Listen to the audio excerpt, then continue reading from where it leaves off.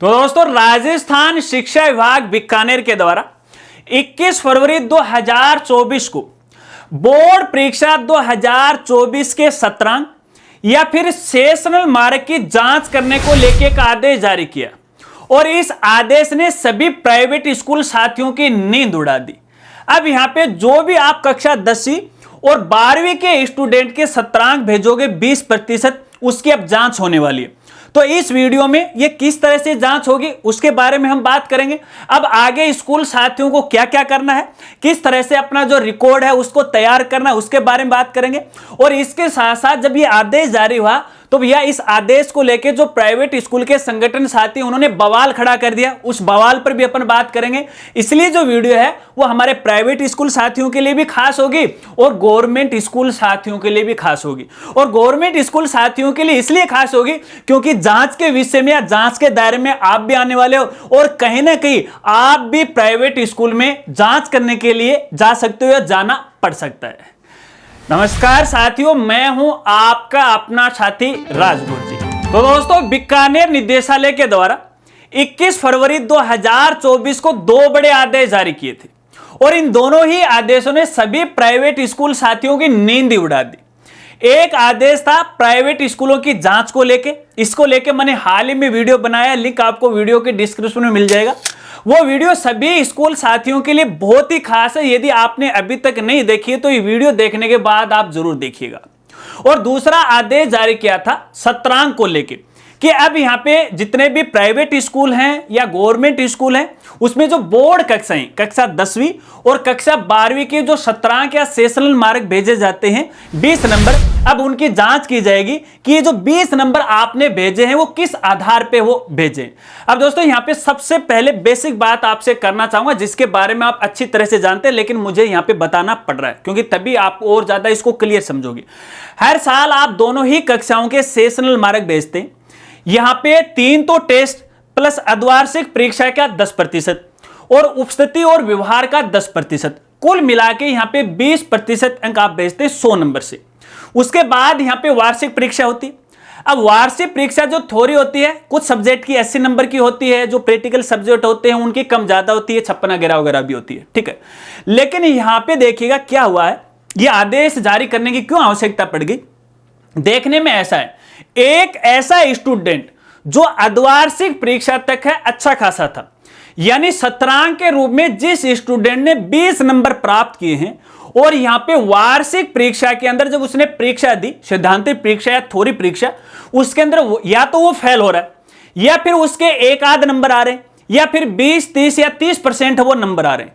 तो कहीं ना कहीं संबंधित शिक्षा अधिकारियों को यह लगा कि जो बच्चा अर्धवार्षिक परीक्षा तक यानी वार्षिक परीक्षा देने से पहले तक यहां पे है 90% से अधिक अंक वो प्राप्त कर रहा था, आखिरकार वो वार्षिक परीक्षा में आते आते कैसे पिछड़ गया।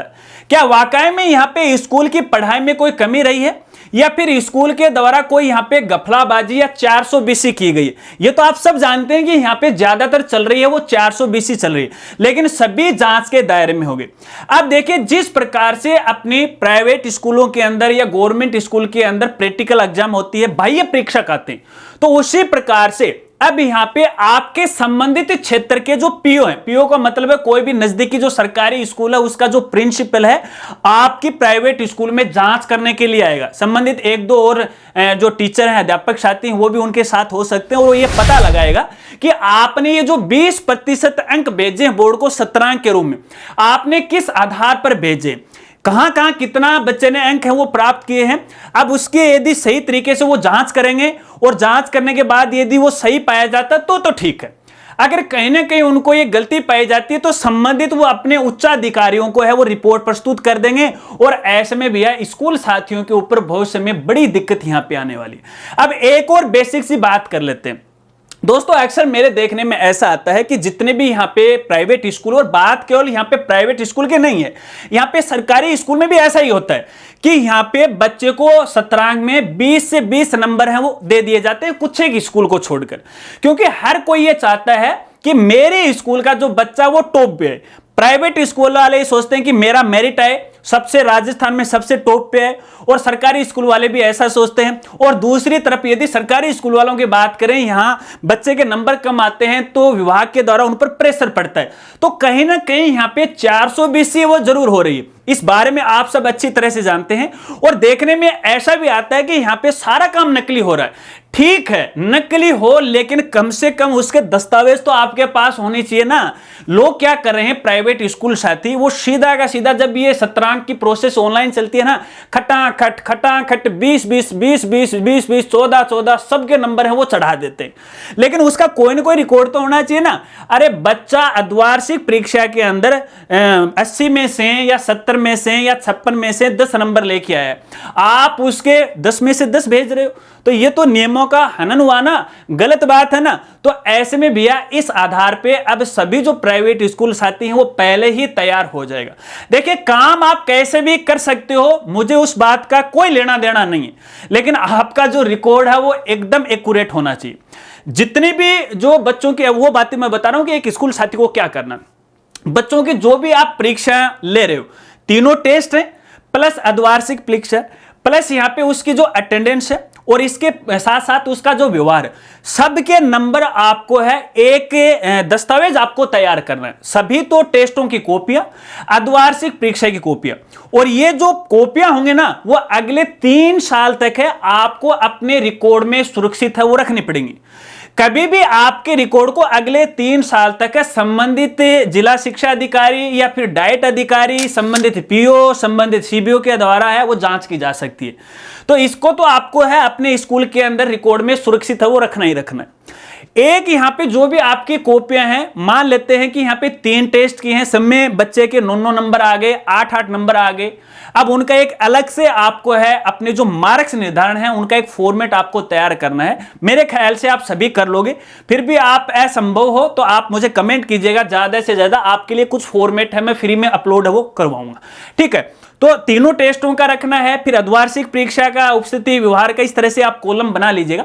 उसके बाद उसका 20% है टोटल में से आपको निकालना होता है, फिर बोर्ड को क्या भेजना होता है वो आपको ऑनलाइन है वो चढ़ाना होता है। तो ये रिकॉर्ड तो देखिए आपको मेंटेन वो करना पड़ेगा।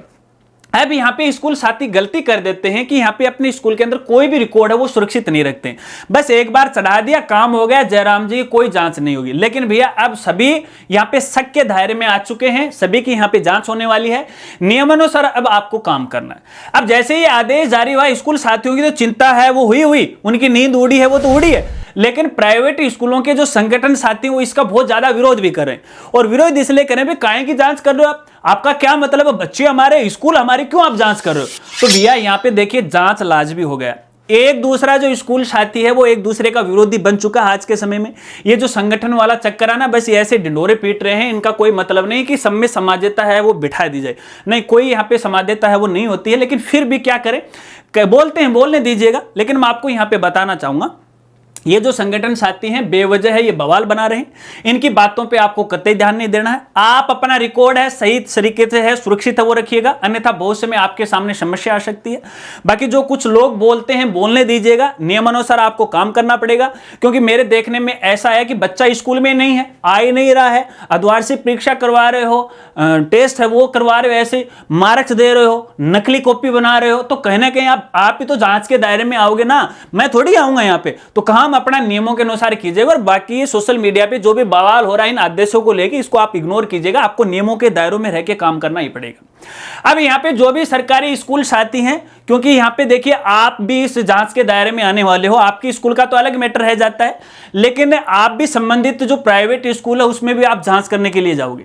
अब जांच करने के लिए आपको रिकॉर्ड की आवश्यकता होगी। अब रिकॉर्ड आप देखोगे तो यहाँ पे सही नियमानुसार आपको देखना, कहीं ना कहीं यदि आपको कमी लगती है तो भैया आप अपने जो जोखिम है अपने स्तर पे लेते हुए है अपना काम हो वो कीजिएगा। खुला मैं यहाँ पे नहीं बोलूंगा, आप इशारे से समझ जाना, अन्यथा आपके भी भविष्य में समस्या आने वाली है। कहीं ना कहीं यदि संबंधित स्कूल की कोई शिकायत हो जाती है, कोई छोटी मोटी वीडियोग्राफी बन जाती है, कोई फोटो वगैरह वगैरह ले ली जाती है और मामला है पब्लिकली वायरल हो जाता है, तो उसमें कहीं ना कहीं आप फंस सकते हो। तो ऐसे में दोनों ही प्रकार के स्कूल साथियों को मैं कहना चाहूंगा, देखिए अपना काम है, बच्चों का भविष्य का सवाल है, उनका आंकलन है वो सही तरीके से किया जाना चाहिए।